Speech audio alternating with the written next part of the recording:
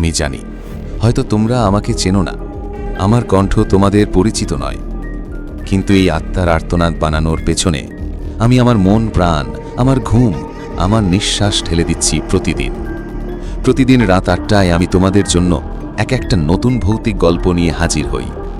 কখনো চোখের সামনে ভেসে ওঠা ছায়া, কখনো মৃতের ডাক, আর কখনো এমন কিছু যা কেউ বিশ্বাস করতে চায় না কিন্তু ঘটে গেছে।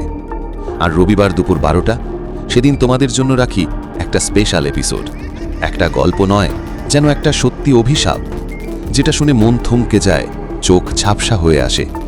আমি জানি হয়তো তোমরা অনেক চ্যানেল দেখো, আমারটা হয়তো আলাদা কিছু নয়, কিন্তু আমি অনেক কষ্ট করে বানাই প্রতিটা ভিডিও, একা, নিঃশব্দে, ঘন্টার পর ঘন্টা কাটে একটা শব্দ ঠিক করতে, একটা গল্প বাস্তব করে তুলতে, শুধু এই আশায় তুমি একবার শুনবে।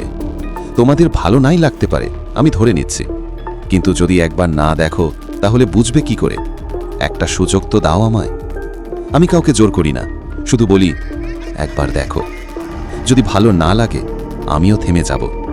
এখনই ক্লিক করো কমেন্টের লিঙ্কে, শুনে নাও আজকের পর্বটা, সাবস্ক্রাইব করে পাশে থাকো, কারণ একটাই, ভয়ে যখন সত্যি হয়ে ওঠে তখন পাশে কেউ থাকলে সাহস পাওয়া যায়।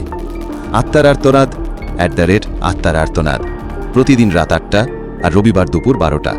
এই গল্পগুলো শুধু ভয়ের নয়, এইগুলো কারো চুপ করে কাদা জীবনের শেষ আর্তনাদ।